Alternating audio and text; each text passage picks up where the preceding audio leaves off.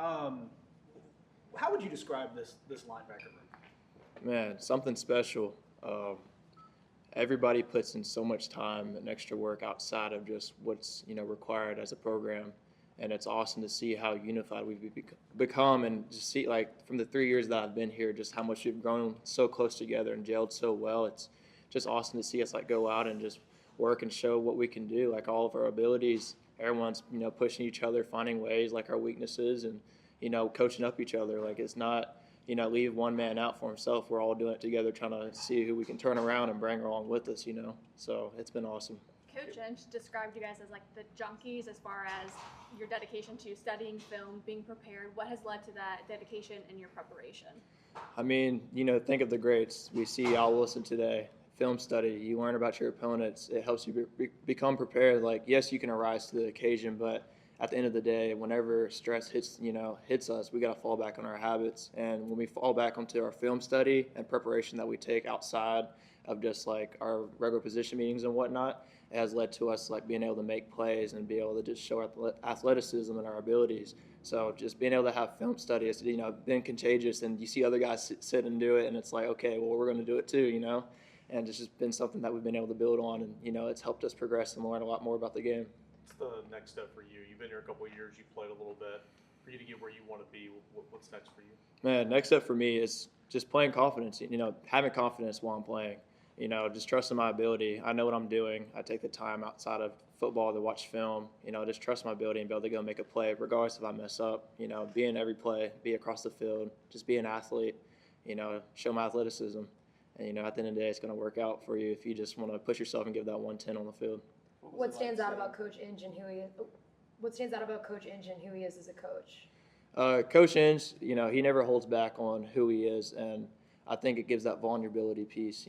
Like he's not worried about trying to prove himself to us. He comes to us just trying to make sure that it's more than just a football game to us. It's more than we're just football players. He wants to develop us as men. He wants to teach us how to be the right people, doing the right things when no one's watching, having integrity, having that character piece of everything. And with that, I think it's really just helped us, earn that trust with him. Yes, he's funny and has his moments and has his little things to him, but I think that just helps us, be ourselves at the end of the day, and that helps us just build into who we are as a person and allows us to show that and display it on the field. So it's been awesome.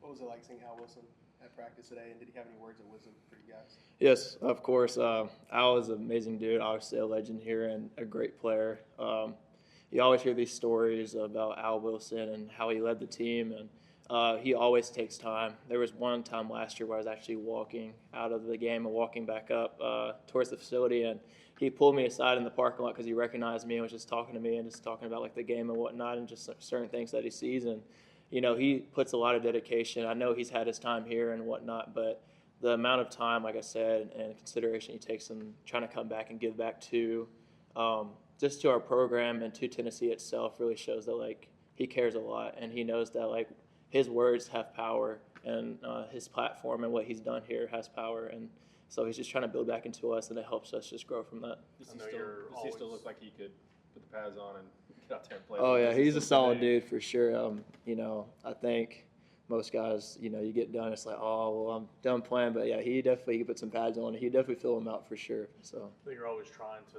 do your best at practice and everything, but when a guy like that's there to watch, does it kind of motivate you to go a little bit harder and maybe show out?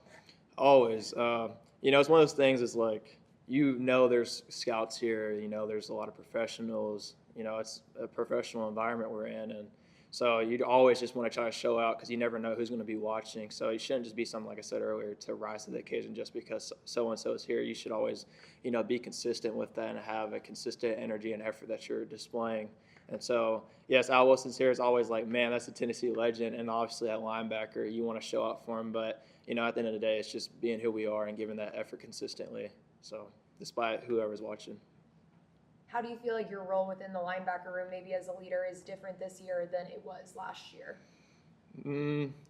Just being more vocal, to be honest. I actually just got back from a Vol leaders trip, and you think of leadership being something where you always see people being out front, with hoorah and whatnot and just having the loudest voice. But for me, my leadership has honestly been a lot more of just talking one-on-one with people, and that's really helped seeing that out of country, seeing the power of sport, and being able to give back into these programs and people out there who truly just look up to us as athletes has like allowed me to take that back here and to show like, man, it doesn't have to be a certain way of leadership. It can be so many different ways that can be unique to me. And so like for my role, it's been obviously I can speak up on situations, speak up to the group and even to the team, but also, like I said, just falling back on leading by example and always just being able to like talk one-on-one with people because I feel like it builds more of a trust and a relationship side, and that's always been big for me is building that relationship with people on my team because it builds that trust and shows that I really care for them and want them to do good. So if I can take time to build onto who they are and what they're doing and, trying to help them get their fundamentals down, then I feel that it will ultimately just lead for a better, gelling of the team and just, put us in the right direction. What went into your number change? You were 8 in high school? Yeah, so I've always been number 8 coming out of middle school and high school. And, it was bittersweet because I've kind of built a name for 40 here. And so that's what everyone's always just remembered me as. But for me, I felt that with the number 8, it was a good reminder to not worry about, not overthink and think so much on the field. Because in high school, I was just going out, being an athlete and trusting my ability and just trying to give my all for my team. And that's really the reason why I chose it, because it was just a reminder to me to stop overthinking so much and just trust myself. Because as long as I can give my all and my effort for the team, that at the end of the day, that's who it's going to be. And it doesn't have to be anything else besides that. So that's why I chose 8. Your dad played Canadian ball. Is there any parts of the Canadian game that maybe translate into your game today? I mean, I'm not sure, to be honest. My dad was a free safety. He was about 212, 215. He's a pretty solid dude coming down. And to be honest, I think I just get pursuing the ball and stuff from him and being able to, go across the field and whatnot.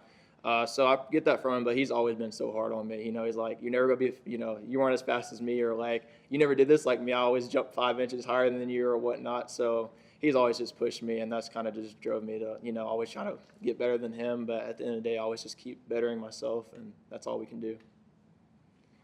Thanks, Caleb. And I appreciate it.